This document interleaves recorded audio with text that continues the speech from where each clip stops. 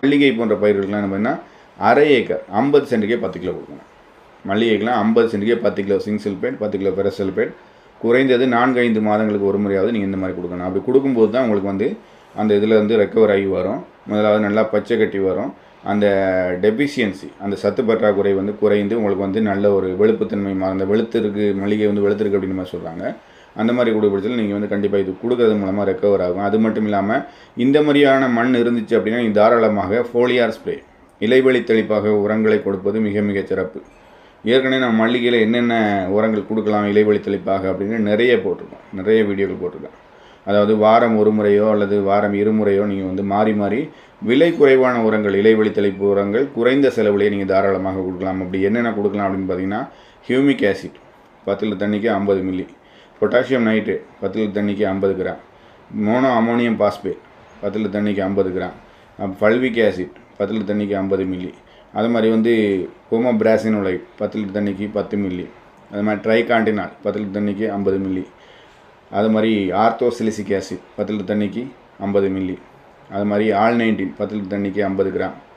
இந்த மாதிரி வந்து நிறைய இருக்குது மோனோ அமோனியம் பாஸ்பேட் உரங்கள். இந்த மாதிரியான இலைவெளி தெளிப்பு உரங்கள், குறிப்பாக வந்து முக்கியமாக மைக்ரோ நியூட்ரியன் மிக்சர், நல்ல வந்து குவாலிட்டியான EDTA ஃபார்முலேஷன் சொல்லுவாங்க. EDTA ஃபார்மில் இருக்கக்கூடியது, அதாவது இலைவெளி தெளிப்பாக தெளிக்கக்கூடியதாக இருக்கக்கூடியது மைக்ரோ நியூட்ரியன் மிக்சர் வந்து நீங்கள் வந்து கீழேட்டட் ஃபார்மில் இருக்கும், அது EDTA ஃபார்மில் இருக்கும். அந்த மாதிரி இருக்கக்கூடியது வந்து தாராளமாக நீங்கள் வந்து 10 லிட்டர் தண்ணிக்கு 50 கிராம் வரையிலும் இலைவெளி தெளிப்பாக கொடுக்கலாம். சிலது வந்து லிக்விடாக இருக்கும், அதில் வந்து மைக்ரோ நியூட்ரியன்ட் வித் வந்து ஜிப்ரலிக் ஆசிட் இந்த மாதிரியான மிக்சிங்கில் இருக்கும், ரெண்டுமே சேர்ந்த மாதிரி கூட இருக்கும். இதுவும் 10 லிட்டர் தண்ணிக்கு ஒரு 30 மில்லி வரையிலும் கொடுக்கலாம். அல்லது ஜிப்ரலிக் ஆசிட் தனியாக இருக்கும், 10 லிட்டர் தண்ணிக்கு 30 மில்லி. இந்த மாதிரியான இலைவெளி தெளிப்பு உரங்கள், இலைவெளி தெளிப்பு உரங்களை நீங்கள் வாரம் ஒரு முறை, அது மாதிரி கடல் பாசி, நல்ல கடல் பாசி, அதாவது ரெட் ஆல்கே ஜெல்லுன்னு சொல்லக்கூடிய கடல் பாசி, இந்த மாதிரியான உரங்களை வந்து குறைந்தது வாரம் ஒரு முறை நீங்கள் கொடுக்கும்போது இது மிகவும் எளிதாக அந்த நியூட்ரியன் டெஃபிஷியன்சிலிருந்து ரெக்கவர் ஆகி வரும். அதாவது வந்து அந்த கால்கேரியஸ் சாயில் அல்லது சுண்ணாம்பு மண் அல்லது சுக்கான் மண்ணிலேருந்து வந்து வேகமாக இது ரெக்கவர் ஆகி வரும். அந்த மண்ணில் இருக்கக்கூடிய சத்துக்களை எடுத்துக்கொள்ளக்கூடிய தன்மைக்கு இந்த பயிர் வந்து உறுதி பெறும். அதனால் வந்து இது மாதிரி கொடுக்கலாம்.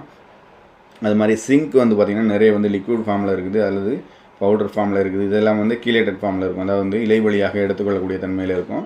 இதையும் நீங்கள் வந்து கொடுக்கலாம். மைக்ரோ நியூட்ரியன் மிக்சர் எப்படி கொடுக்குறீங்களோ அது மாதிரியே சிங்க் வந்து உங்களுக்கு வந்து ஃபோலியார் அப்ளை பண்ணக்கூடிய மாதிரி, இலை வழியாக தெளிக்கக்கூடிய மாதிரியாக நீங்கள் உங்களுக்கு வந்து சிங்க் வந்து கொடுத்துருப்பாங்க. அதை வந்து கடைகளில் கேட்டு வாங்கி நீங்கள் பயன்படுத்தலாம்.